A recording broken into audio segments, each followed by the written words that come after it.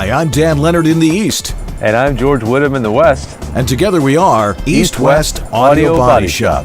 Well, everything's back east this week, with George joining us from the announcer's home port in Miami, Florida. George and Doug will welcome another great Floridian, voice talent and founder of the voiceover universe.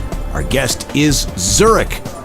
And I'll have my report from down here in Fort Myers, Florida, where I'm attending the Voiceover Mastery event presented by Randy Thomas. And in my tip of the week, I'll go over how everyone seems to overthink this whole home recording thing.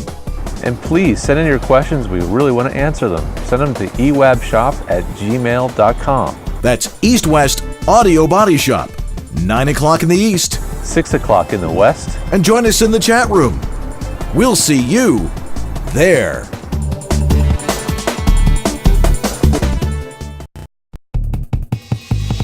He's the home voiceover studio engineer to the stars in Los Angeles, California. A Virginia Tech grad whose knowledge of the latest recording gear is second to none. He's a voice actor and the home studio master, hailing from Buffalo, New York. His home studio skills and knowledge of voiceover recording is unmatched. When Dan and George talk shop, people listen, and the talk continues tonight. Welcome to East-West Audio Body Shop. And now, live from his high-tech facility in Santa Monica and his penthouse studio in Buffalo, here are George Whittam and Dan Leonard.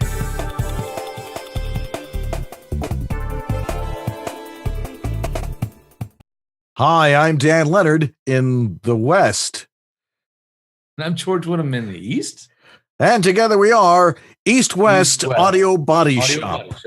Well, guess what? The reason I say that is because I'm actually farther west than George tonight, who is on the east coast of South Florida. That's right. I'm here at Doug Turkel's, who graciously allowed us to host the show from our show tonight. And because we're in South Florida, we were able to get a South Florida resident to be a guest on the show tonight in person. So we have Zurek coming in tonight. Outstanding. Yeah. Really we got lots of other great stuff too. And we have a little bit of news that we've come up with here, and a couple of questions from you folks, and a tip of the week on overthinking it. Or don't overthinking it. Over the entire process of recording voiceover. Sometimes I overthink it, and sometimes, like today, I underthink it, I think. Yeah. Sometimes it feels like I underthink it. Yeah. Yes. But anyway, I'm really glad we pulled off. We're here. We're making it happen, and it's gonna be a great show. Yeah, we're actually using 4 tin cans in a string tonight. Because 4 tin cans? Yeah, I mean, usually it's 2 tin cans and a string and 2 geeks, but right now you're like sending the signal back to Santa Monica. Yeah. And it's actually broadcasting remote from Santa Monica, even though you're 3,000 miles from there. This is absolutely amazing. We're both remoting tonight. We're both remote. Well, Right. You're at home, but I'm remoting, and then I'm remote controlling my studio computer. Anyway, you guys don't care about this stuff. You just want to hear from Zurek, so. Yes. Yeah. We'll get him on in a second, but I did it. Yes. We have no idea where we're going because we're going to go with Zurek first. Why don't we just bring him on and I know. Get him on here. All right. Just turn the camera and let's welcome Zurek to once again to East-West Audio Body Shop. Which camera am I looking at? This the one or only that one we one? have, that one right Yeah, there. you got to get a little bit tighter, a little bit more, a little bit this more. close to George before. Closer. Get any closer, I'll be behind you. Anyway, how you doing? I'm good. How are you? Doing very well. Now you were, and we really appreciate you coming down from up north. Sort of from you live in Wellington, right? Well, actually, I live in Sunny Isles now. Oh, wow. Ooh. Yeah. Tell us more, my friend. Yeah, Sunny Isles is it's about 20 minutes from here. Mm-hmm. Oh, okay. Yeah. North. It's northeast, right off Collins. Okay. We're, 2 blocks away from the Atlantic. Don't be too specific. Yeah. Really. Well, and the address is. You got to find thousands of others. Well, it's great to have you back on. What you been up to since you were on about 2 years ago? What have you been up to since? Well, Well, you know, when you guys found me, I was, of course, I was in Wellington at the time. Yeah. And I had kind of escaped Miami because I was here working radio, and I was off for 9 years. And just about a year and a half ago, I'm back in radio now. So I'm doing afternoons. Yeah, doing afternoons at actually the station I worked at like 24 years ago. No way. Yeah. So you never burn a bridge ever. Yeah, they let you back in. Wow, they let me back in. Right? that's a rare occurrence in the Right. business. And you're still doing lots of voiceover work, or just sort of sticking to the radio thing? No, I'm still doing voiceover. I mean, that's going to be my first love. I mean, it's not a hobby. It's real life. It's life. But it's changed. My times are now from wake up, whatever time I wake up, until about 1 o'clock in the afternoon. Those are my windows. And then my air shift is at 3 o'clock. So, you know, maybe after that I'm available. Mm-hmm. Yeah, but you know, just kind of, you know, because by then the voice is just totally spent. Yeah, really. Yeah. Do you do a production shift in there too? No production at all. No production at all. But the beauty about it is that I'm also the voice of we have 3 stations. You know, 4 stations owned by Cox Media Group, who I'm with, and I'm actually the voice of the hip hop station there. But I'm with the adult station, which is on the 3rd floor, and the other station is on the 2nd. So, Okay. you know, why not use Well, let me ask you something. Since you bring this up, this is quite fascinating. As a former radio person myself, since you took time off from radio and really worked voiceover very specifically for a good period of time, did it change your perspective on doing radio, or how you do stuff on the air? It actually helped me a lot. I mean, with reading script, because when you're a radio personality, you think that you're automatically a voice, you know, a voiceover talent. And nothing could be farther from the truth. Exactly. But now when I read script, you know, I use everything I've learned from the past years, you know, now. So it helps with my on-air delivery. So it's amazing the things that I've learned in the world of voiceover. One of our dear friends and a regular on the show, John Taylor. Yeah. You know John Taylor? Absolutely. Yeah. It's great hearing your story, because he kind of did the same thing, man. Yeah. He went from radio to voiceover. Yeah. Now he's doing radio, except he's doing 6 a.m. shift. Oh, wow. And he gets up at 3 a.m. so he can get the jump on the voice and get a fresh voice. Oh, wow. And then do his air shift. Can you imagine, man? Yeah. It's like a whole flip flop. Yeah. By 2 PM, he starts hallucinating. So I understand. In fact, when I left radio, I was working in New York City I was actually doing the morning show. I was the morning show host there. So, and I feel for John. Yeah, you know that I've done that morning show thing. You get to 3 PM, and it's like, huh? You start seeing things running across the desk, and it's kind of weird. Exactly. But that could have been from some other stuff. Who knows? But now this weekend you were with George over in was it in Tampa? Yeah, no, we were in Fort Myers. Fort Myers, okay, same coast. Yeah. It was in Fort Myers. Now it was not too far from Tampa, right? Right. It was the Randy Thomas voice mastery thing. Okay. Yeah. What was that all about, and what were you doing there? It was really just a great event for people to pretty much refamiliarize yourself with voiceover. I mean, we learned so much, even for newcomers. I mean, you learn some, and for those of us to kind of get familiar and get refreshers, if you will. Not only that, I had the opportunity to lead the workout session of it every morning, where we saw physical workout. Yeah, physical. George, did you come the second day? No, George didn't come the second day. I was toast, man. The first day did me in. Yeah, it was really, for me, it was a great family reunion, if anything. Yeah. You saw a lot of friends. We all saw a lot of friends. Yeah. Saw a lot of friends, yeah. I'll tell you, Randy put that what Dan? Yeah. Well, I was just gonna say, do some name dropping. It makes it more fun. Chris Corley. Joe Cipriano. Joe Cipriano was there. Ooh. Melissa Disney. Yeah, Melissa was there as well. Of course, Randy Thomas. Randy Thomas was there the whole time. Names like Jay DeLay and Jeffrey Umberger. Jeffrey Umberger, yeah. Oh, the agent. Mm-hmm. Yeah. Yeah. And Jay was hilarious. Can't forget Doug Turkel, the Doug announcer. Turkel, We're at his the home right now, announcer. so we cannot forget him. I know that would be bad play, bad form. But yeah, Jay DeLay, man, like he was. They did a reading to children from the community at the end of the event, which was really a really cool thing to do. And different voice actors came up on stage and read from children's books. And then Jay came out. Oh, he was trying to keep the kids entertained a little while we're getting it together.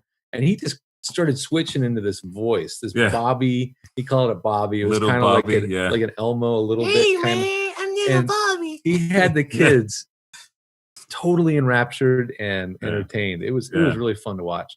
And we also had Edge Studios. David Goldberg was there, and Graham Spicer, and me. All of us did presentations there, and it was just a really interesting, different kind of a flavor event, but very intimate. It's probably the smallest, most intimate event like that I've been to as well. How many people were there?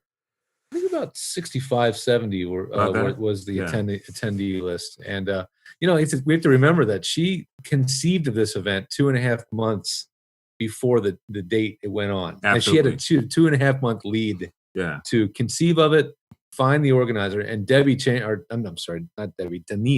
Chamberlain helped in the production work. Yeah. She did a fantastic job. She's very good at that. She is. It all came together in about 2 months. Yeah. And considering that, it ran really well. And I would say with the amount of people, it didn't feel like a small crowd. It really felt like a professional, intimate crowd. And it did, I looked around, and the first thing I said was, wow, Randy pulled this off. It was just really amazing. Just knowing where Fort Myers is on the map, that people actually came to this. Even one talent, Keisha Monk, who is a stage 4 cancer survivor. She was even there. And I told her about this maybe 3 days prior. And she says, I'm coming. And she was there. We had that great group photo of all the Floridians that were there. And it was probably maybe a third of the crowd, maybe. Yeah. Everybody else came from quite a bit further away. Yeah. In fact, Jay and those guys, they all drove. Dan Friedman, too. Yeah, Dan Friedman. So it was Dan, Jay, Jeff Umberger, and Gerald. Gerald Griffin. Gerald Griffin, producer of the VO Atlanta thing. Yeah. They all drove down in a big Suburban together. It was cool. That was probably a fun drive. Yeah. What was the actual focus of the event? What was it that Randy wanted to accomplish? What was the overall mission there? She was going for a more kind of giving back was the theme, I recall. And so that was the theme. But when it came down to it, we were trying to bring maximum value to everything that we were doing in regards to what we were teaching. That's how I think we were really giving back. Yeah, I would definitely say so. I mean, they had the morning event for the children, the reading for the kids, and Joe's big on that. And something that Chris said that kind of stayed with me. I think they asked the question, is there anything else you want to do? Or Chris said, he doesn't really feel like he's the master of anything. Chris Corley? Yeah, Chris Corley. Yeah. He says, I don't feel like I've mastered it yet, because you never can stop learning in this business. There's always something new for you to learn. That's a good point. Yeah. I think that when you start feeling like you've mastered something, then people start to pass you, right? Exactly. Or people continue advancing, and you may start to kind of lay back a little bit. Yeah. And I don't think anybody, no matter what stage of their career in, can stop learning, right? Stop receiving new coaching. Yeah. If you're not learning, check your pulse. Right. I think that's the best way to put that. Now, moving on from that a little bit. Now, one of the things that everybody knows you from was you were the founder of VoiceOver Universe, which was I am the founder. You are the founder. Yes. Don't want to diminish your role at all. I mean, you've been well recognized with that Community Service Award, which I know you're very proud of. And how is that going? And how did you? First off, that was quite a while ago when we start to think about it. I mean, it was the first social media site for voiceover. It was the beginning of the social media wave. Yeah, really. It was, I've told the story lots of times. I was severely overweight. a list of things going on. I was given a CPAP machine to help me breathe at night. And that thing just brought life to me, my body and my brain. So I'd wake up in the middle of the night with ideas. And that was one. And I don't know how I found the social networking site that hosts these type of platforms.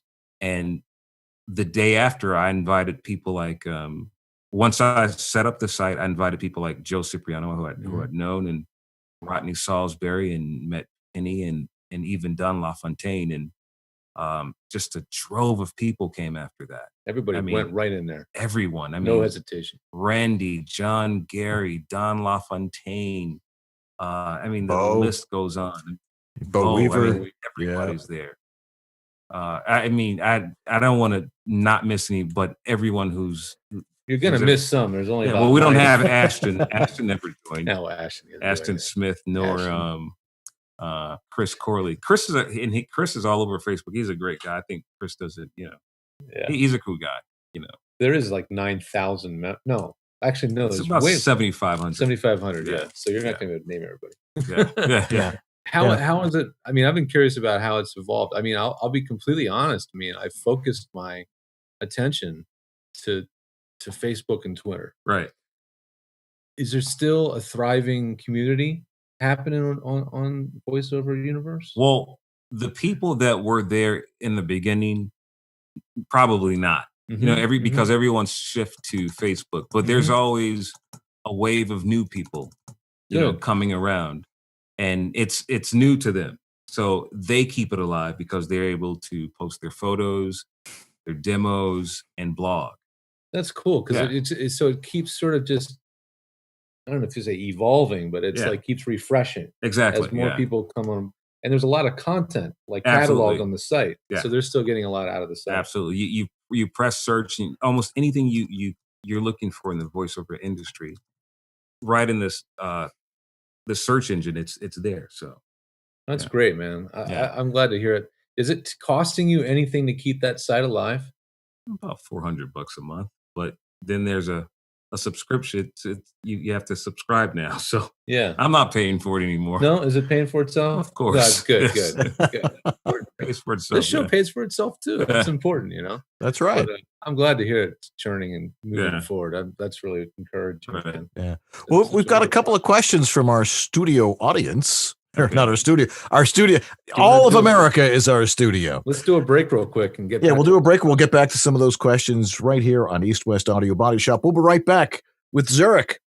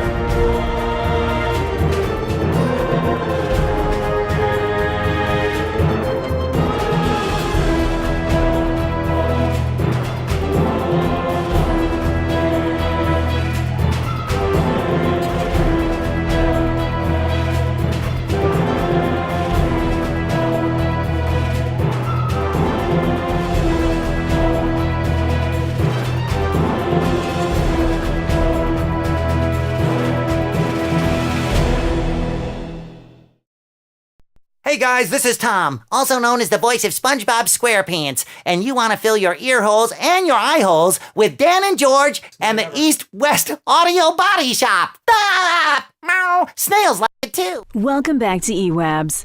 We were expecting you, but we still didn't bake a cake. Here's Dan and George.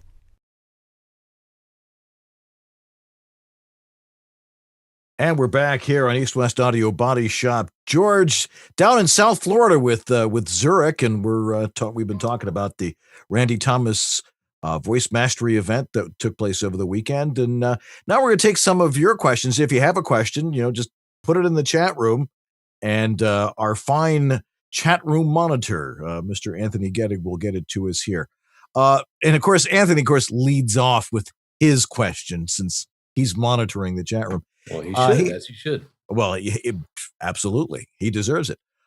He asks, what's your studio setup these days? Quite honestly, I have this 416 microphone I'm speaking on now. And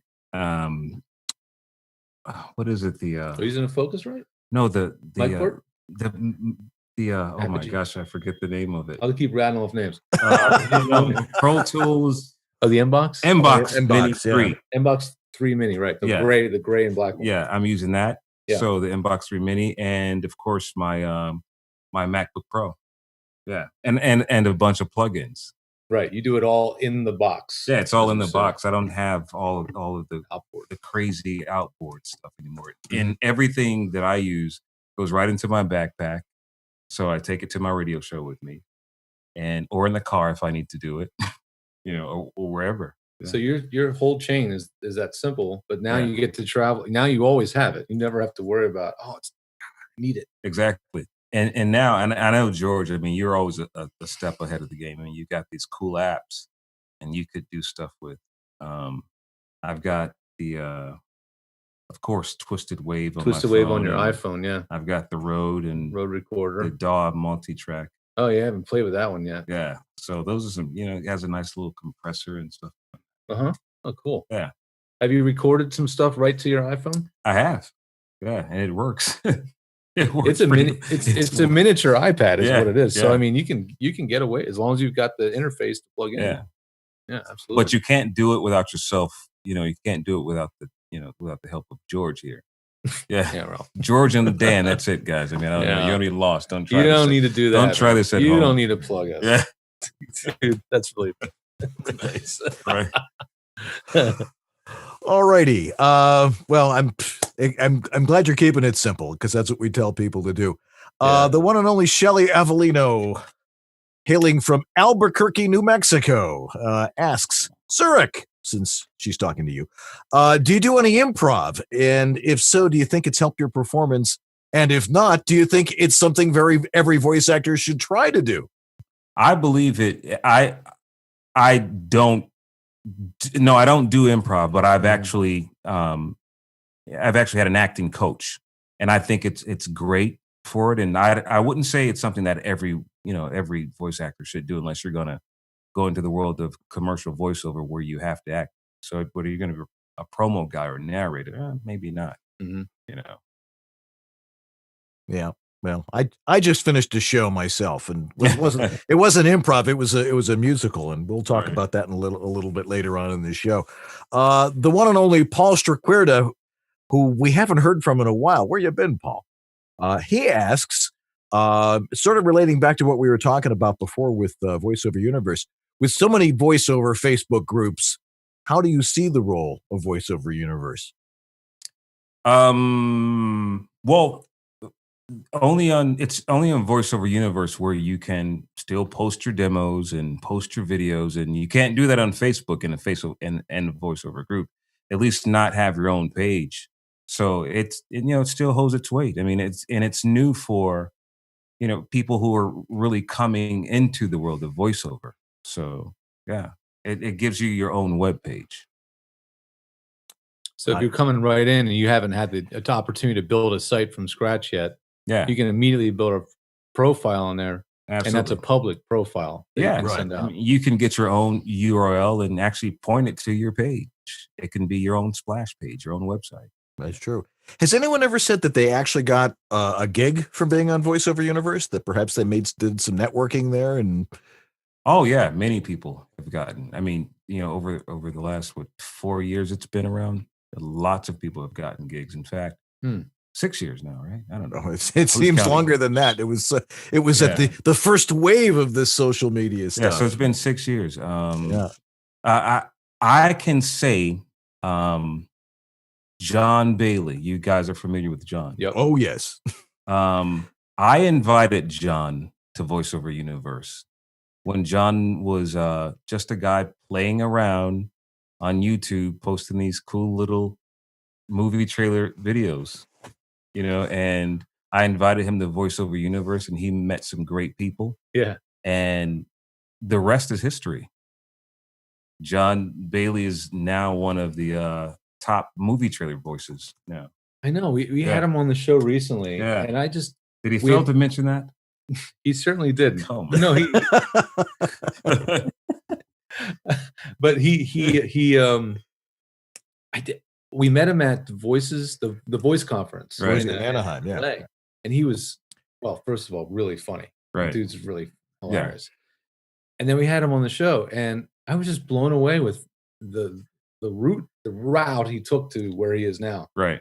And that it came out of nobody's an overnight success, but he's close to it. Yeah. I mean, he's had quite a relatively short path to doing trailers. Yeah. I mean, it's amazing. There's another guy. I can't remember the last name, but it's Piat something. Piat, yeah. You know, Volchik?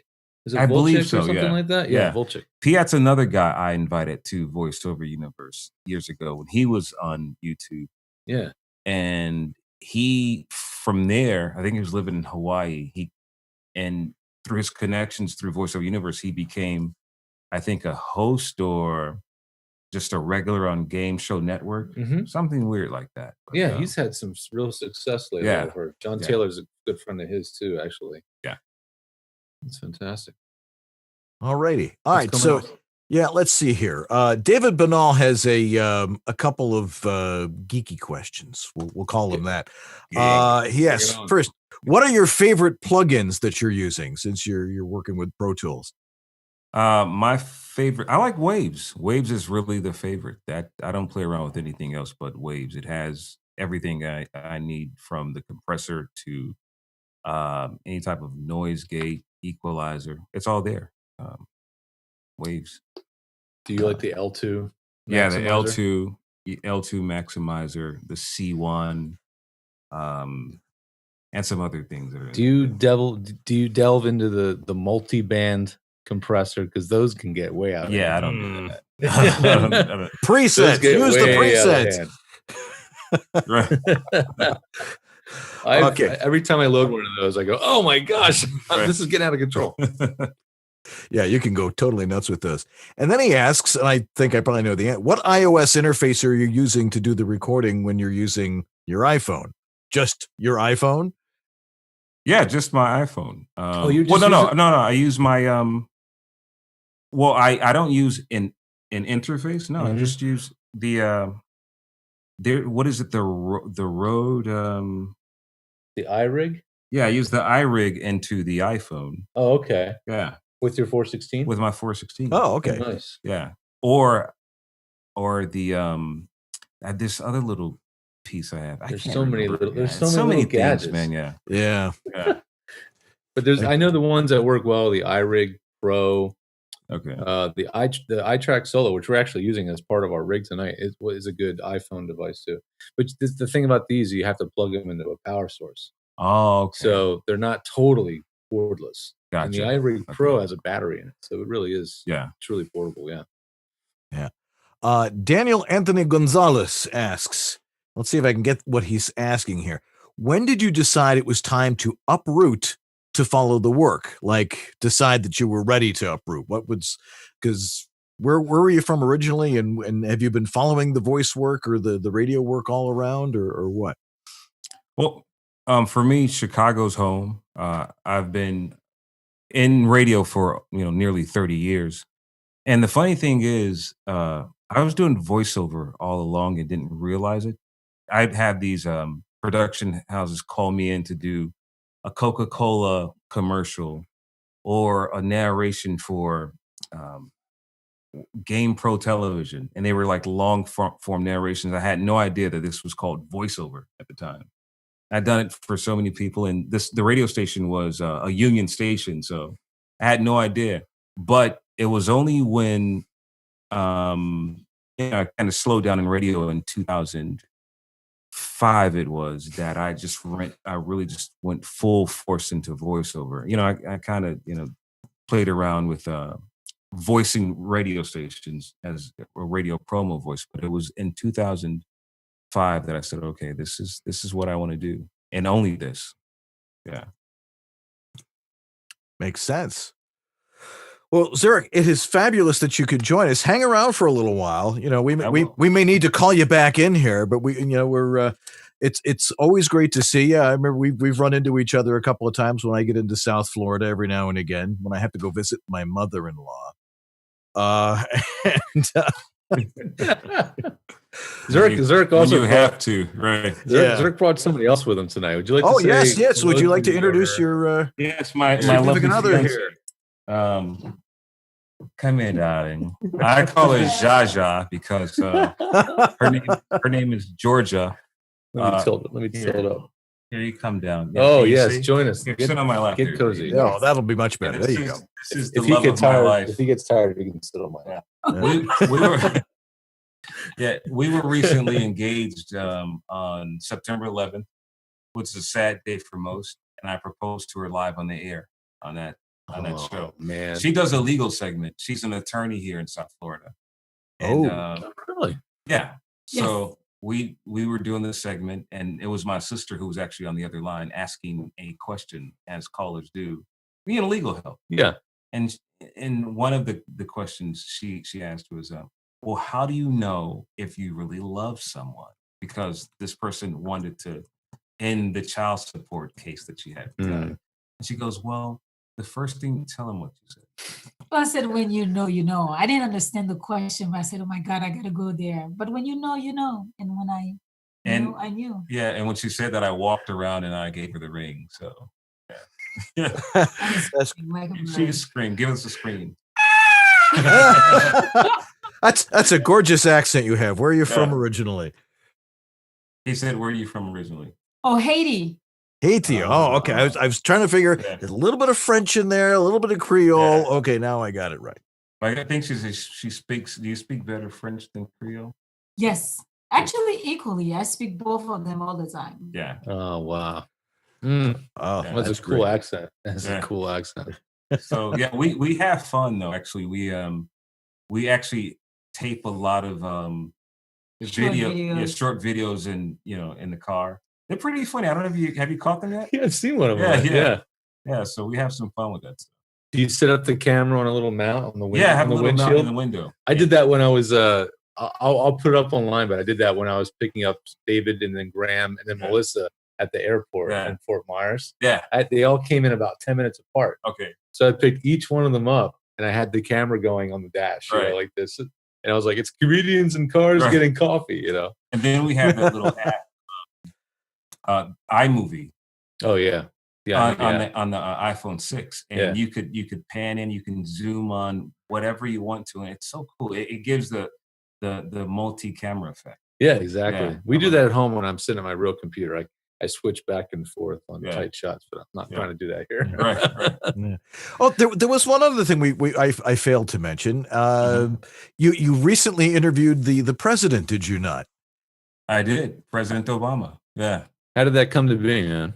Well, of course, it was Governor Rick Scott and Charlie Crist. They were, it was their time, and we were really trying to urge voters to get out. Yeah, and that's what the president was really doing. It wasn't to really check on me. Right. In fact, all of the stuff that you guys heard, that was cut out. We didn't mention. Oh, that was all B-roll kind of thing. Yeah, because the next day, the guy that he was campaigning for lost. So it's like, so we just made it a fun interview with the president. And he gave you carte blanche. He said you can use anything you want. Or did you?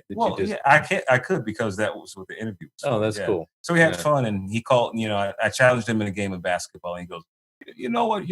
All your brothers I talk to, you think you can play basketball, Like you're probably a buster, He called me a buster, Oh man, that's pretty confident. Yeah. Is he good? Cool, he's okay. He's okay. For an old guy, he's not bad. Well, I'll tell you, when you ask someone if you'll marry them or her, on the radio live, you must be pretty confident. She's going to say yes. Yeah. You got to be really confident. That's nice, man. Yeah. Well, thank you for coming. Thank you for letting him come. Yeah, really. Today. And thank you for coming out here and hanging out and waiting for us. Thank you, guys. I just got off air, so I'm a little tired, but I really appreciate you guys for taking the time to hang out and check us out. Yeah. All right. All right. Well, thanks for being with us. Take care. All righty. Zurek joining us from Miami, Florida. And we got lots more that we usually have on this show in the first part of the show. So stay tuned. We'll be right back here on East West Audio Body Shop. Do not go away. VO Studio Tech. Recording made simple.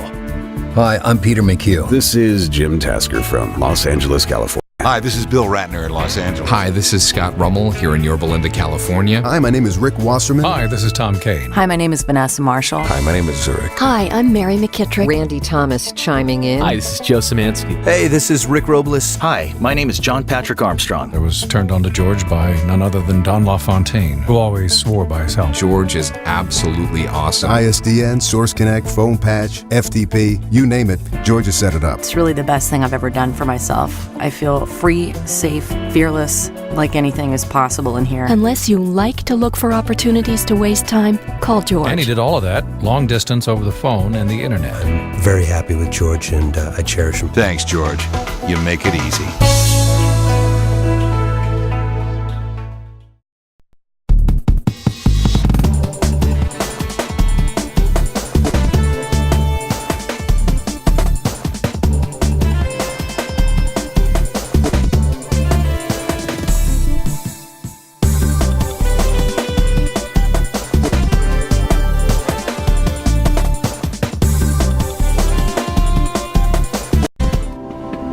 Whence came these two radiant celestial brothers, united for an instant as they crossed the stratosphere of our starry window? One from the east and one from the west. Very good. Now back to EWABS. Thank Dan and George's wives. For what? You have no idea. Now, here's Dan and George.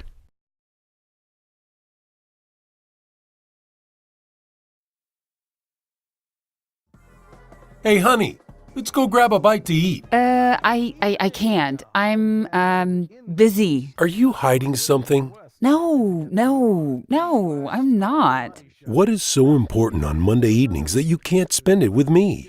Nothing? Are you having an affair? Yeah, okay. I was attracted to their smarts. I'm in love with their brains. They talk to me and are interested in what I have to say and what I do all day. East West Audio Body Shop, no longer the best kept secret. I didn't know you were into bald guys with mustaches.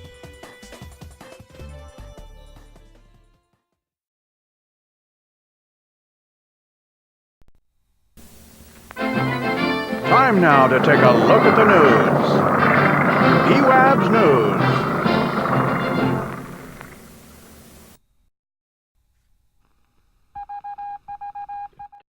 All right, it's time for the news. And, let's see what's going on this week. Well, first off, I got to announce, Studio Suit is almost gone. Believe it or not. Hey, Zurek left his mic here. You might want it. Yeah, run after him, quick. Get him. Newsflash, Zurek left his mic. Zurek left his mic. It's going on eBay. Everybody wants one of them 416 guys. Let's see. So if you want Studio Suit, we're gonna have to have a lottery for it because we're down to the last few of them after I did a run of about 70. And so I appreciate everybody that has purchased it and of course is using it and loving it because it solved all their problems. Whether I manufacture anymore is another question altogether. Limited edition. The limited edition. That's absolutely correct. So if you want Studio Suit, it may be gone unless I decide to make some more. Although I think once I get to California, I may, produce them, individually, maybe custom make them. Custom make them, yeah. With really nice fabric. Yeah. All right. Yeah, exactly. Because you know what goes into those things. You could have them custom stitched with the color of someone's choice. Be cool. Right. And my new neighbor is a costume designer, so I'm figuring she has some really nice sewing machines. Right on. We'll see how that goes. All righty. There's this other one here about this phone patch thing. Did you see that one? Yeah, I don't know what's going on here. I lost a bunch of my tabs off my web browser, like a whole bunch of tabs. Oh, here they are. They're back. My tabs are back. Yay, All tabs. right, there's the All news. Okay. All right. Let's see. Someone named Robert writes. Oh yeah, go ahead. Yeah, hi guys, love your show. Wanted you both to look under the hood and give your thoughts on this new virtual tool for phone patch, VO recording and such. It's for Windows, but think of it as a Soundflower on steroids. Thoughts? And there's a link to it here. And there's a link to it, but I'm thinking, here's a substitute for a phone patch. I still find the best substitute for a phone patch is a phone. Right. So what a concept. I've made a lot more money with a phone than I have with a phone patch. Trust me, I know. This virtual mixer recorder for voiceovers. It says, it doesn't see that. It says just search for Voice Meter Banana. Voice Meter Banana. That's what it's called. All right. Okay. Well, you know what? There's tools coming out all the time, and the bottom line is, if it's difficult to learn how to use, I'm not so I kind of shy away from software mixers. Okay. Yeah. When you're trying to adjust something on the fly and you're having to take this from someone that knows from experience by trying to do this show live from a laptop. When you're trying to get to something very quickly and you're doing it with a mouse, it's much harder than having just a little mixer with a knob. So, I try to stay away from the virtual mixers on the computers. But that said, it may work for some of you. We'll have to check it out. I haven't had a chance to actually take a look at that video. So maybe next week I'll get to you're a little busy. All right. A little bit busy this week. Yeah, that's true. I've been busy too. I know you just got done your production. Oh yeah. We just did a run of The Music Man here in Buffalo. As you remember, I was in costume last week in the lobby of the Riviera Theater. But you guys and I kept saying I wanted to show you the inside of this theater, which was absolutely magnificent. And you can actually roll that now. Tell me when it starts. Okay, you got it. I don't know if you can. Oh, I think I have it set so you can narrate. So let's see. All right, it's playing now. Okay, all right. Well, this is the beautiful Riviera Theater in beautiful downtown Tonawanda, New York, which is like at the end of the Erie Canal. It's been around a long time. The theater was built in 1926, and it was built around this organ, which you're going to see the keyboard of for. The entire building was an organ. Awesome. And it was great just listening to it, and then the auditorium just filled up with people. We had great crowds all 3 nights. And did you see the set there for The Music Man? I got to. Yeah. It just ended. I hope my dad is here watching in the chat room tonight. I haven't been able to look at the chat room tonight, but my dad would love that. My father helped restore a theater organ that's in the Phoenixville Colonial Theater in Phoenixville, Pennsylvania. Yeah. Which became famous for being in the movie The Blob. Oh, with Klaus Kinski. Yeah, when the blob comes and attacks the theater and comes gushing out of the front of the theater, that's the Colonial Theater. Yeah. But I was going to write a blog about this, and I'll sort of hint a little bit of what it's about, but because we were talking to Zurek about improv and stuff like that, and it's great to get back out on stage. It's been many years. I had a small bit part in the Pirates of Penzance about 1.5 years ago, but I got a much better part here, and it's been like since like high school since I did this before, and it all came back. This is you're on stage, you don't get stage fright, you're well rehearsed, you know what you're doing, but it's fascinating to see how doing live physical acting is different from reading a script. And for the longest time while we were trying to learn our lines, I didn't see the action of what was happening on stage. All I could see in my mind was the script, because that's what we do as voice actors. And it was really a challenge until we got a lot more reps on stage and working together. And it was a great cast, just a wonderful bunch of people. So you're saying your voice acting experience probably helped the process for you to it helped, but I think the physical acting stuff will help my voiceover stuff a whole lot more too. That's cool. And then the understanding that you're not trying to talk to the little old lady in the back row. And Yeah. as you saw, it's a pretty big theater, but it was a great show. And the part I had some very difficult lines, that where I had to. Twisters? Well, they were tongue twisters, and I had to remember to take a deep breath before I would say them.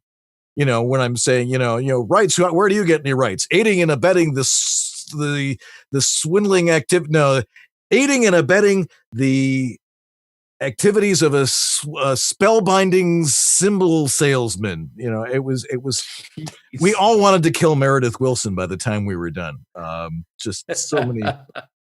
It was that kind of a show, but it was a lot of fun, and a lot of people came to see it, and I know, and a couple of people watching tonight came to see it. Pat Sweeney and his family actually came down all the way from Toronto to see the show, and holy cow! I came out afterwards, and there was his two kids sleeping next to. They lost it in the last third of the show. Fortunately, they have nice new seats in there and stuff. But that's nice. That was a lot of fun. So thanks everybody for that. Okay, some more questions here. We have some questions, some actual questions from the voiceover. We get letters. We get letters. We get lots of letters. Okay, you can take the first question. All right, I've talked. A voiceover colleague asked me today. Who's this from, by the way? We don't know. I don't know. Okay. A voiceover colleague today asked me if room tone that you paste in using Twisted Wave special paste should be mastered before you add it in files where the effect stack has already been run. My process is to normalize to -3 dB, run the effect stack, and then special paste the raw room tone. I've had great results. So far as I can tell, mastering the room tone makes it too quiet. Am I right? Well, I can answer that because this is the process that I actually do. So maybe it's directed to me. But anyway, no, you don't master the room tone because, okay. This is something that's too difficult to answer in a blanket statement because everybody's process is going to be different. Yeah. But generally, you do not master the room tone itself. That's why it's room tone. It's supposed to be the sound of your room without anything done to it. That said, I'll qualify it with one thing. I will sometimes use a high pass filter on my room tone sample. Okay. So, because most people's room tone has some rumble in it. So if you high pass filter the room tone first, so there's no rumble, then you at least have a nice clean room tone with no rumble. And when you mix that back in and cut and paste it or whatever you do with your room tone, you don't add rumble back. So that I can say it is worth doing that at least to your room. Yeah, and it depends on what your room tone is like. I mean, if you've got an 80 hertz rumble in there from an air conditioner or a compressor across the street from somebody who's using air tools, it comes from all sorts of weird places. Yeah, or your laptop next to your microphone. And I don't necessarily always recommend doing this room tone mixing process either. It depends on your situation, but it is nice if you are. Not to say you're a lazy editor, but if while editing you have a lot of holes in the room tone because you used the silence function or mute, right, and you didn't put room tone back, this is a pretty fast way to fix problems with the room tone by just mixing it through the entire track rather than copy pasting pieces of room tone all the way throughout the recording. Yeah, so it does work pretty well. Yeah, and that's going to take me to, we'll play it in a little bit, my tip of the week on overthinking things, because I think that entire question goes into the overthinking process. Our next question here. Hello, gentlemen, and I'm sure he uses the word loosely. I'm a newbie to your show, so I apologize in advance if these questions have already been addressed in a previous episode. That's never stopped us before, since we get lots of new people and we just like to repeat ourselves anyway. Baby, it's cold outside, especially here in Buffalo, because we just got about 1 inch of snow here. Could you talk about how to properly store and maintain microphones and equipment as seasons change? Should a microphone be left on a stand when not in use with some kind of cover, or is it best to keep it in a box? Also, when it comes to traveling with gear, like on an airplane, can X-ray machines damage microphones or other equipment? How do you gentlemen travel with your gear? Loving the show and appreciate all your great tips. Thank you. Angie Scandale from Montreal, Quebec. Well, it's a good question. Can I just start by saying you're overthinking it? Yeah, okay. Just a little bit. Yeah, I mean, you want to store it out in your tool shed? Yeah, maybe that's not a good idea in the winter. But, really, storing stuff, it depends on how much you use. I mean, if you're always using your stuff, it's just there. If you're in a big professional studio where you got a lot of guys smoking and stuff like that, yeah, like people still do that.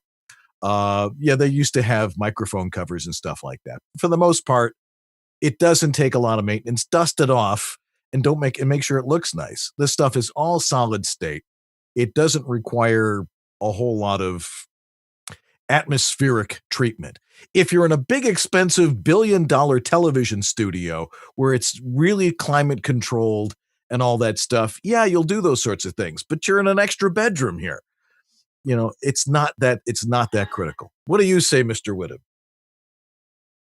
I'm wondering where I just heard a phone chiming. I thought I had my ringtone turned off, but I guess I didn't. Okay. I think the only thing that you got to be really careful about is, I would say, would be humidity changes. Maybe humidity changes could cause issues from time to time. So if you're in a really humid environment, that could possibly affect things. Because when there's condensation, on the microphone's capsule or something, that could probably be an issue.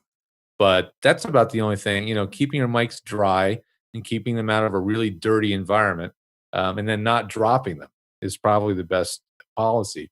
If you were to take your mic on and off the mic stand every single day, your chances of damaging the mic are dramatically increased, because it's when you're putting the mic on and off the stand that you could drop the mic. That is correct. So unless you're in a situation where your mic is unfortunately in a busy space where it just gets in the way and then could get tripped on or knocked over, I would say leave it on the stand, leave it on the mount, leave it wherever it is, and leave it on there all the time, because you're not going to drop it if you're not moving it. Right. You can put who made microphone cozies? Was that 2 or 3 years ago? Somebody made little.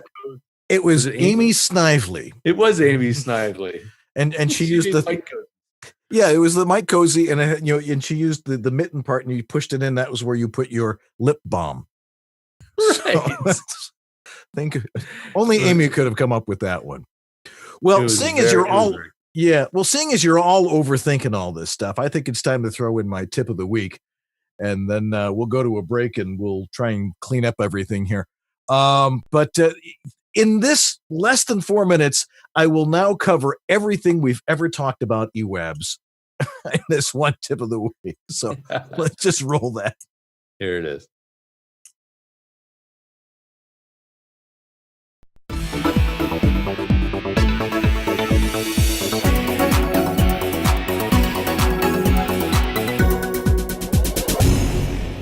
Okay, time for another rant. I'm finding that too many of you are overthinking the process of a home voiceover studio. All right, let me restate a few home studio masterisms. 1. The purpose of a home studio is not to make you sound great, it's to make you sound like you. What do I mean? Okay, if you're a professional voice actor, you already should sound great. Having quality audio is no big deal.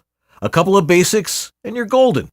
I think what many of you are doing is trying to enhance your sound.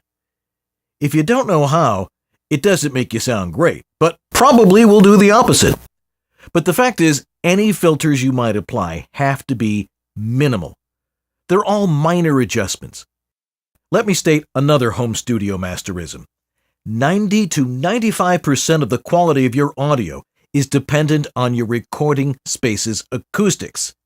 Get your room acoustics right, and the rest becomes easy. That's why I harp on room acoustics more than anything else. A good condenser mic is a good condenser mic. If you use it right, you'll sound like you. No mic, no matter what the price, will help you interpret copy any better. Here's another.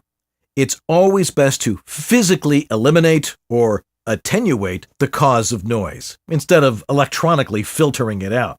Those noise filters you guys keep trying to engage in Audacity and Audition and a few other programs are your enemy, not your friend.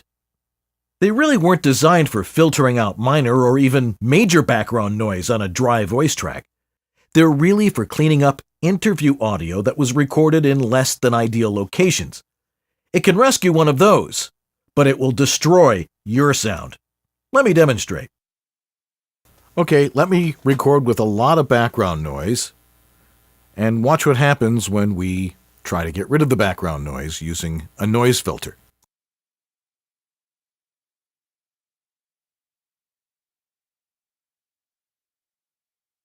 Okay, let me record with a lot of background noise and watch what happens when we try to get rid of the background noise using a noise filter. We've talked about this before. There is no such thing as broadcast quality. Broadcast quality refers to the old analog standards, good enough to be on the old Huntley-Brinkley report. The major contenders for the Democratic nomination are all here. Kennedy, Symington, Stevenson, Johnson, so are the dark horses, but there's little talk of dark horses here tonight. Rather, the speculation centers on what ballot Kennedy is going to walk off with the prize. Digital recording is a whole nother ball of wax. Getting a good quality recording is now a snap. Good acoustics, proper input levels, proper mic technique. Don't let the rest of this geeky stuff intimidate you. Keep it simple. And that's my tip, or tips of the week.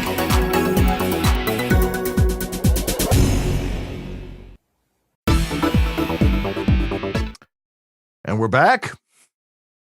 Yes, sir. We're back. All right. Yes. See, I covered everything we've covered in 166 episodes in less than 4 minutes. Yeah, right. So just remember, don't overthink this stuff, guys.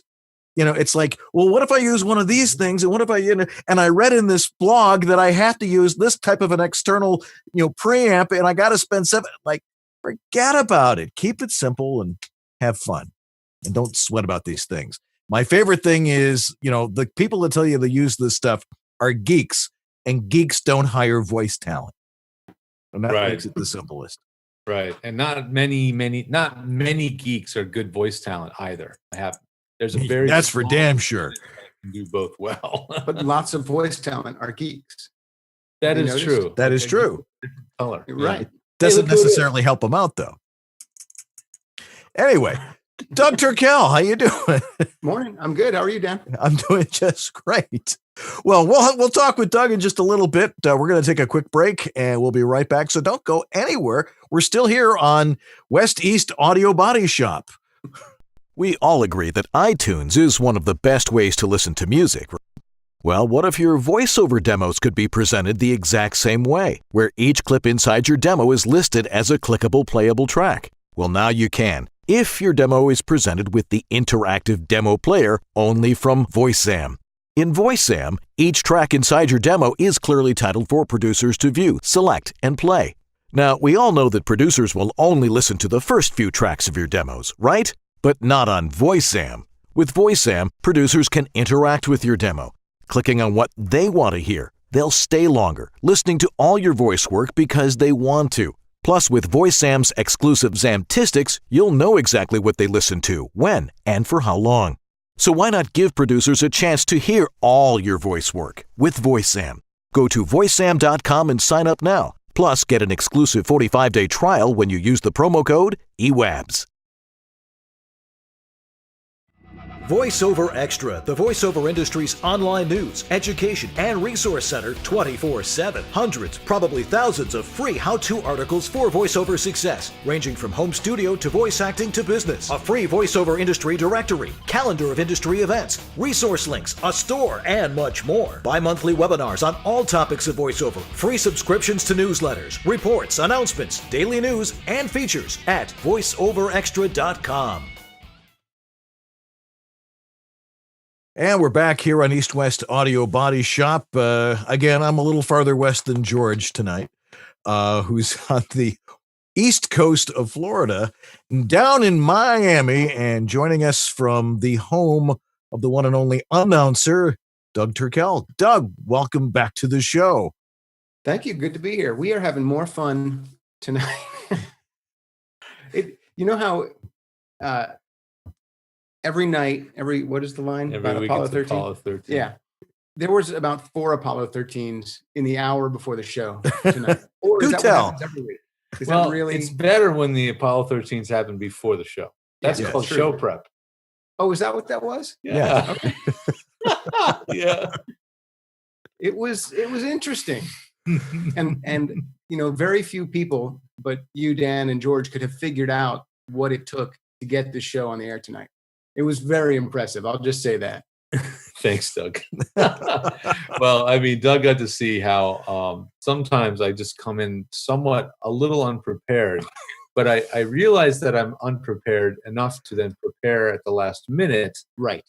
And we pull the show off. And it happens. We do it. And I happen to live really close to a Radio Shack. Oh, yeah, that little detail. So that helped. And I made a completely useless stop at the Banjo Emporium. Yeah, thank you. To get something on the way here. Wasted a half hour at a Banjo Emporium, which was totally a waste of time. They had nothing I needed to solve my problem there. And did you confuse the hell out of the guy? Oh, yeah. Well, first I walked in and told him, do you have this? No. Do you have this? No. Do you have this? No. Do you have this? No. I'm like, well, I should just leave right now. But what were you looking for? I mean, maybe he just didn't know they have it. I mean, they have just about everything there. No, I mean, I was speaking of places that have everything. We're going to talk about that in a minute with Harlan, Harlan's VoiceOver Essentials. But I went in there just to get a simple device that would take, stereo in, line in, into my MacBook. That's all I wanted. Like a little Griffin iMic or a Behringer little USB to RCA thing. Mm-hmm. Didn't have anything like that. They had Scarlett 2i2s and they had, much more complicated gear. And I just wanted one of those things. Anyway, but if you go to the right place, don't go to Guitar Emporium, whatever those places are called. Don't go to those places. Go to Harlan Hogan's VoiceOverEssentials.com. Absolutely. And you're not going to get like the runaround. Now, I'll tell you, let me be honest. The kid tried to help me. He really honestly did. But they just didn't have what you needed. And they have stuff that musicians need. That's right. Harlan has stuff that voiceover actors need. Yeah. So it's a great one-stop shop, and he's got a really nicely curated store. Mm-hmm. Some of the stuff is his own product that he's invented. We all know the VoiceOver, the VO1A voiceover microphone, which, by the way, I heard a great mic shootout from one of my clients. He had 7 mics in the shootout. Oh. And his mic and the Rode NT1, the new Rode NT1, were about tied for first place. Harlan's and the Rode? Yeah. They both, of all the mics we tried, we were the most impressed with the way that mic sounded on that actor. Right. It's not a perfect mic for everybody, but it really is. I keep coming back to that mic, because there's so many new mics that distract you, and you're like, well, this new one and this one. But then when I hear the VO1A again, I go, oh yeah, that is a good sounding mic. I forgot. So check it out. At its price, it's a very competitively priced. Yep. Good, solid, dependable. Yeah. And the company that makes it is MXL. Mm-hmm. And they're made overseas, but their headquarters are in El Segundo, California. Yeah. And George and I got a chance to go in their facility, which was we got to present the interview with the guy there one of these days. We got video in the can. It's way deep down in the archives. We got to get it out so you guys can see it. But when they have a repair, it doesn't ship overseas, whatever. It goes to El Segundo, and a guy in a little technician shop fixes that mic with a Russian name. Yeah, it's one dude. But that tells you something. I mean, that means a lot of those mics are not needing repair. Mm-hmm. They're generally very reliable. They're really well made, and it's a great option. If you've been playing around with a USB mic for a long time, you want to go up a step to something more professional. You can plug into a mixer, and especially if you have to start doing ISDN or whatever, that's a good problem. So I shouldn't still be using a USB mic, is what you're saying? Well, you guys know me. I'm actually a pretty big fan of certain USB microphones, but no, there's a certain point where you need to kind of graduate because you need a little bit more flexibility, and having a real XLR professional condenser mic is probably away you go. So that's a good one to try. Yeah. So go on over to voiceoveressentials.com. Harlan just sits there all day in front of his computer, just doing all this stuff. Doesn't have to do a voiceover, just hangs out in front of there and answers all your email and runs the whole thing, manually. No, it's a great place. It runs really well. Their customer service is tops.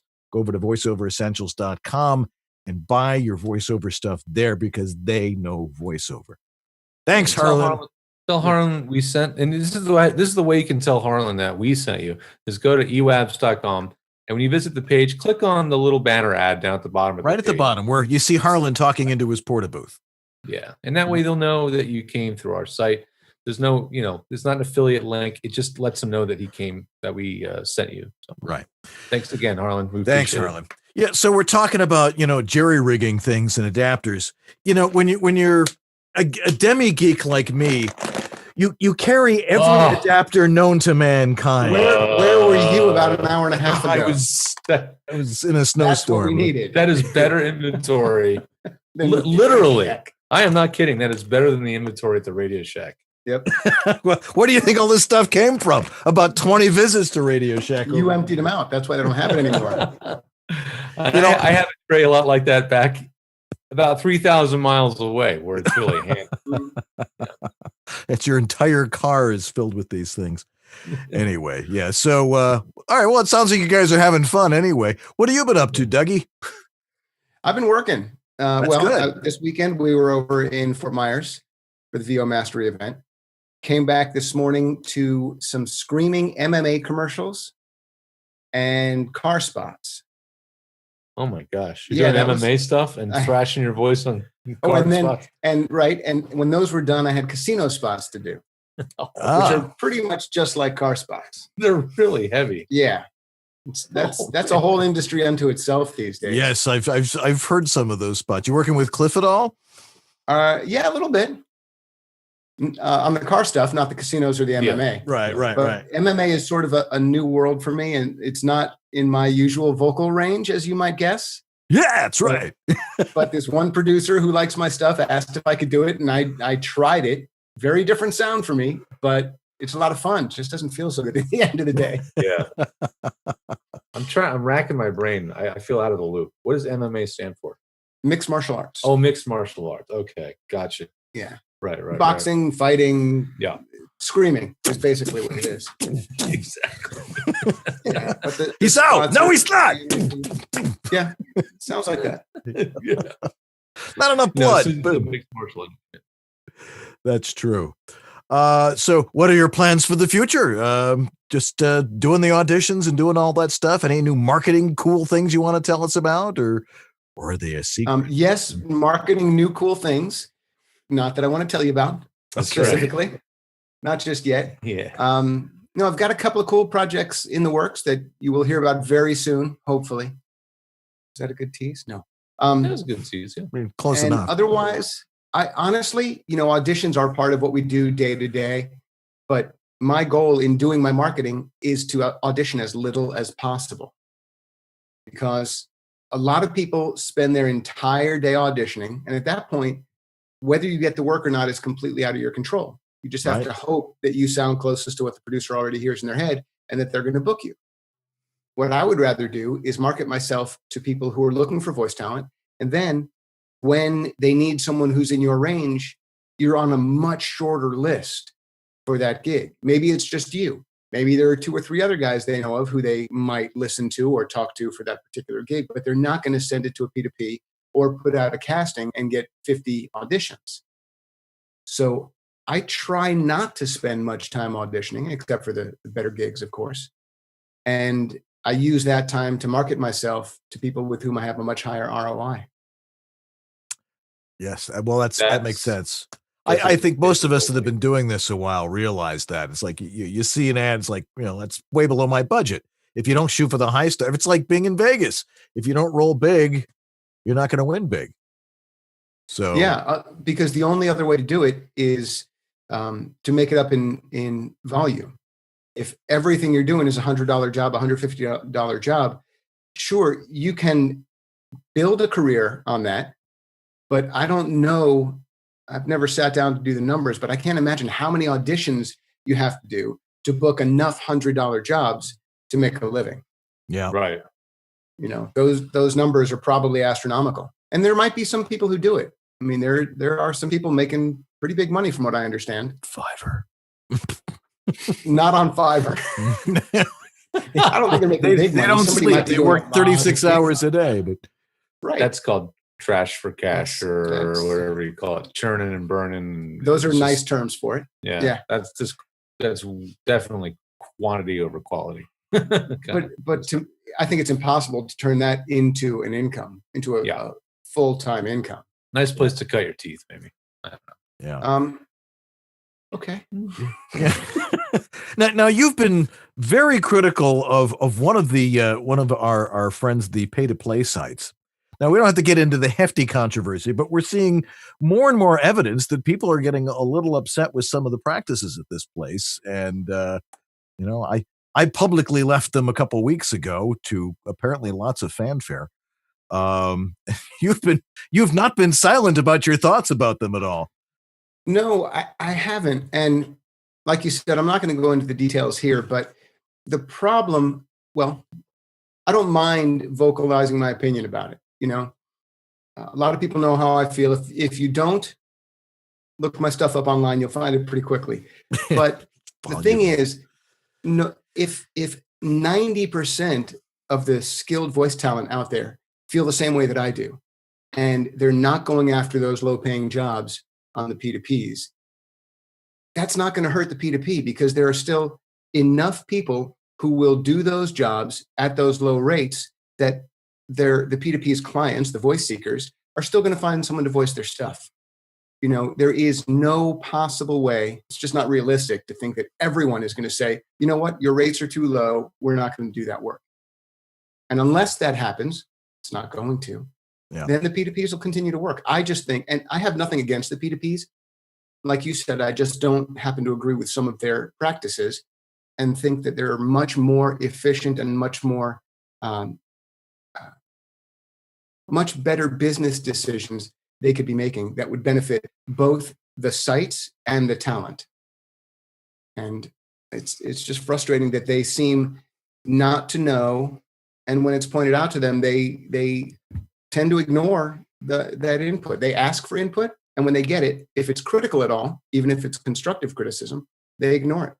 That's the frustration for me. I guess that's the issue. I mean, when I said the fiber thing, cut your teeth thing, that therein lies the problem, right? I guess because, like you're saying, yes, a lot of these pros like yourself are going to not use the service, but there's plenty of people who will then fill in, and that is dragging down the quality of the work that's going out there and dragging down the rates possibly, I guess. That is part of it. But another part of it is that there are very skilled, very professional, very experienced voice talent who are selling themselves really short on projects on the P2Ps. So things, a project that's in that $200 to $500, $250, I think it is, to $500 range, there are really skilled talent who are bidding at the bottom of that range, some of them even below the range when they can do that. And, you know, that's okay if that's their business decision, if that works for them. Yeah, I can't really fault them for making that choice. But all I think they're doing is teaching the clients, the voice seekers, over time to pay less and less for professional voice talent. It adds to the commoditization a little bit at a time, admittedly, but over how long have the P2Ps been around now? 10 years? Yep, absolutely 10 years. So 10 years from now, people are going to be accustomed to paying significantly less if this continues. What I keep trying to point out is that if the sites made it impossible for you to bid near the bottom of that range or even bid below the range, in fact, if they took the ranges out completely, what you end up with is a single price point that everyone submits their audition at. Either you like the price, the rate, or you don't. And at that point, the decision by the client is made based on the read, based on the talent, based on the skill. It has nothing to do with your rate, because then they don't find the person who is good enough, but the cheapest. They pick the best voice. Right.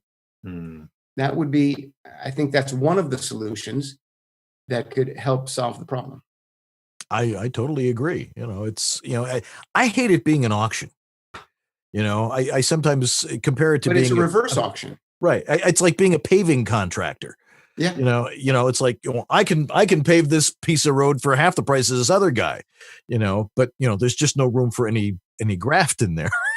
Right. But as long as there are pavers who are willing to do it cheap, right, then the more experienced and better pavers are going to have a hard time finding work. And over time, they're going to have to drop their prices as well. Right. Yeah. That's the unfortunate and then part. it becomes it's not sustainable. Right. It's not sustainable. Yeah. Exactly. I tend to think, and maybe because I'm just such an optimist, that we're still talking about two different worlds here. That there is still very good paying stuff, and that if you start to hire people who really aren't qualified or are not going to put out the quality of audio for low prices, that eventually people are going to catch on and go, I still want a quality product, and they're going to be willing to pay for it. And there's still going to be more work than less work in the future. We're just in such a growing industry.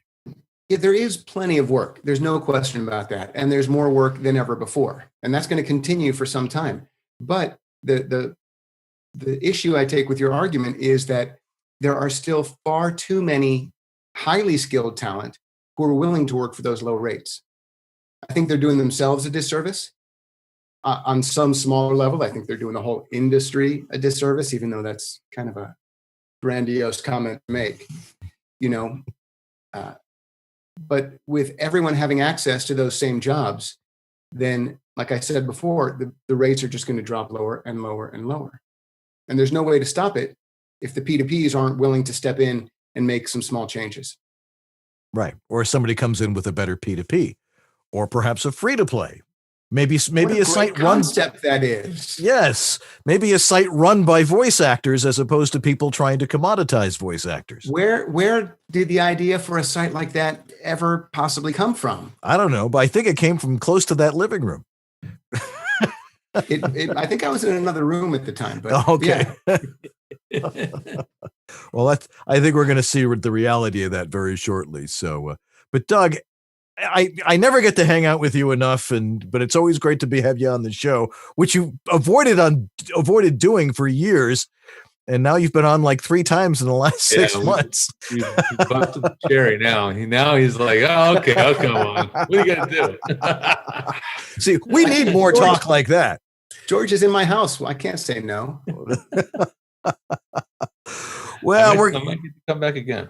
Absolutely. All right. Well, we're getting towards the end of the show here. And so first we have to thank Doug Turkel for letting us use his living room. Anytime. All right. Thank you, brother. Appreciate it. Really kind of you. And thank you for your honesty. Now, what do we got coming up here? First off, we have to thank our donors. You guys are fabulous. It helps us do the show from all over the world. Like last week I was in a theater. George is in Florida this week. How do we continue to do this show from all over the place? Because you guys want it, and you help us out with your donations for making the equipment better and paying for the broadband, which of course is paid for by your employer, Edge Studios. We haven't had a show off. We haven't had a dark night, so to speak, in a long time. Yeah. And it's not because we don't want to take a night off. It's because you guys want us. You're addicted. Admit it. You're addicted. You're addicted to us. We're addicted to you. We're way beyond that. This is episode 166. Come on. It's like when Dan's like, oh, I got to do a show. No big deal. I'll get a guest host. We'll figure out a way to do it. I can't not do the show. Is it that you can't afford the therapy? I mean, what's the problem? Well, that's part of it. Yeah. I mean, last week I still had to be on this show. You couldn't get away. I could not get away. So I snuck out of rehearsal. We have a cadre of regular donors now. Some of you have subscribed on the website. Is that a real word? It's a good word. Oh, thanks. And you guys that have been signing up, we appreciate it. You can go to EWABS.com and there's a donor section. And if you want to just get on a recurring donor sponsorship, you can do it for $1, $5, $10, or just a one-time payment. But it just gives us that little extra boost. So that, maybe next year when Dan moves to Los Angeles, we can kick it up a notch. Some new lighting and, really, Well, we're certainly upgrading the Spice it studio. up. That's for sure. That's going to be really cool. Thanks So to you guys. thanks for all you guys for doing that. And if you want to donate, right above Doug's head, if you're watching on our website, is a donate button. You can just click that button and it'll, you can donate what you want through PayPal. And that's we really, really appreciate that. Our YouTube channel, we got a lot of stuff on there. There's 166 episodes on there. And there are people who write to us and say, man, I just found your show. I'm up to episode 28. How long is it? It's like they're watching, the replays on Showtime. You got to watch an entire season and, in one sitting. Binge watch. We apparently have some binge watchers. Maybe if you're infirm for a month, you can binge watch all these episodes. Yeah. So, but you really, but you can watch them all. So go over to youtube.com/EWABS show. 2 S's, not like our email address. And if you can't find it on EWABS, it's on EWABS.com. We have a link at the top just for YouTube. God, that makes it a lot easier. The podcast is now right below the player on our website. You can go to our website and you can find all this crap. It's real easy. Yeah, I mean, I'm dabbling with the idea, and I've been too busy to really try it, but I'm going to try a new thing called Mixler. Mm-hmm. And what Mixler is going to allow us to do is to broadcast the audio version of the show. Yet another way people can join the show. So if you want to be here live, but watching the show is going to be a problem for you, we're going to do an audio version. You just can't get enough of yourself. Never. I know. I'm obsessed. Dan, do you sit up and watch the show after the show ever? No, usually I watch it at breakfast the next morning just to see how it opens. Yeah. And, to see how the transitions work. And then I go, I got stuff to do. Yeah. I got to drive Jacob to school. He doesn't want to ride his bike when it's snowing. It's. I'll watch a portion of the show to see how I fast forward through it for the train wrecks. That's all I want to watch. That's the fun part. It's like NASCAR. People want to see a wreck and then get out and wave and see you're okay. That's right. Maybe that's our new thing. It's not just a Apollo 13. It's like NASCAR. All right. Amy Golan, my wife, she's got a link at the bottom of the EWABS.com. It takes you to Narrator Helper if you're looking for help with doing long form work where you need someone to pre-read your book, proof your recordings, edit, master. She does it all. It's a great service. She's really great to work with. I need someone to read my long form work, to voice it. Will she do that too? Oh, she voiced it. I've trained her on the other stuff. The voice coaching part, we'll see. That's going to be a while. Yeah, we go on over there. Movember. It is Movember, which I am not allowed to participate in. So I just we've got our group, the Movo team, and I just send them $50, and and I'm good for another year. You've paid your dues. You've relieved your guilt. I gave my mustache tzedakah for the year. The client I saw, one of my clients I saw today, Amy, her name is Amy Victor. She had a big furry mustache she stuck on her face, and she did a selfie with me for Movember. But if you want to support the team, we're team 157-9149 on the website. So if you go to Movember.com and search for 157-9149 or just Mo-VOs, you'll find the team. And please support us. Yeah, speaking of mustaches, when I was doing the Music Man, we were back in the dressing room, and we had some very young kids in this show. It made it very authentic looking. And there's this one kid, I never talked to him, and I was reaching over him to get something, and he goes, "That mustache is real." I'm like, "Yeah, you want to tug on it?" Yeah. I'm like, "You didn't notice before?" November 24th, our next show. I believe our friend Mr. Hogan will be with us. I believe so. Yes, Harlan Hogan will be our guest. And we'll have some more stuff as the holiday season starts to roll in upon us. Yeah, we're going to have another roundtable. I think we're trying to figure out which one we want to do. We've done a lot of different roundtables, and it's time that we bring one of our old roundtable topics back. So and get you guys go online and tell us which roundtable you'd like to hear again. We'll do that one next because we've got so many. We've got the Audio Masters, Acting Roundtable, Masters. What else? Marketing, social media. What else have we talked about? Your next one should be a roundtable, and you have one person from each discipline. Ooh, I'm totally kidding. Totally Jeez. kidding. a smorgasbord of roundtables. Yeah. The meta roundtable. Exactly. Yes. Well, thanks a lot to all the sponsors who brought the show to you guys tonight. Harlan Hogan's Voiceover Essentials, Voiceover Extra, Edge Studio, and it's not in the notes, but I think I can remember, Bob Merkel. And VoiceZam. Yes. Use it. VoiceZam. It's fabulous. Yes. Great product. Indeed. Yes.